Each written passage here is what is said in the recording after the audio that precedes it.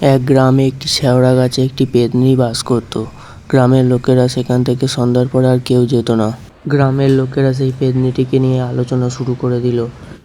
গ্রামের একটি ছোট্ট ছেলে রাহুল, সে ভয় পেত না, সে খুব কৌতূহলী ছিল। সে একদিন বিকালে রাহুল বলল, দেখি তো পেত্নী দিদি আছে কিনা। এদিকে গ্রামের লোকেরা পেত্নীটিকে কিভাবে তাড়ানো যায় আলোচনা করছিল। সেই সময় রাহুল সামন দিক দিয়ে হেঁটে এলো।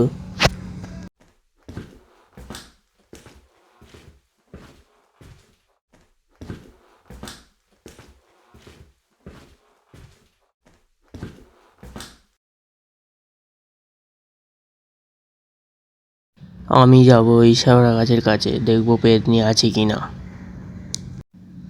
তারপরে গ্রামের লোকেরা তাকে আটকানোর চেষ্টা করলো, কিন্তু সে শুনলো না, চলে গেল শেওড়া গাছের দিকে।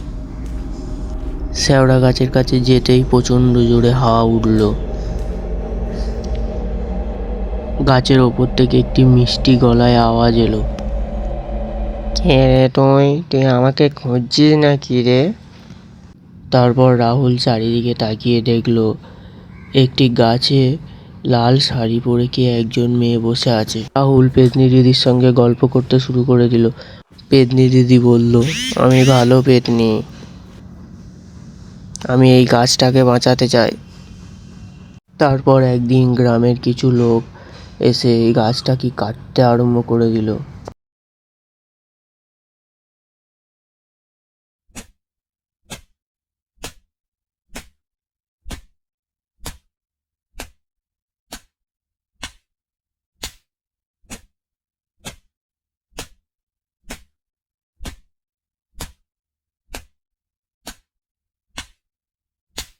রাহুল দৌড়ে দৌড়ে এলো, এসে বলল, এই গাছটি কেটো না, এখানে আমার বন্ধু থাকে। গ্রামের লোকেরা হেসে হেসে বলল, পেত্নী কারোর বন্ধু হয় নাকি? তারপর গ্রামের লোকেরা গাছটি না কেটে চলে গেল এবং পেত্নী সুখে শান্তিতে থাকতে লাগলো।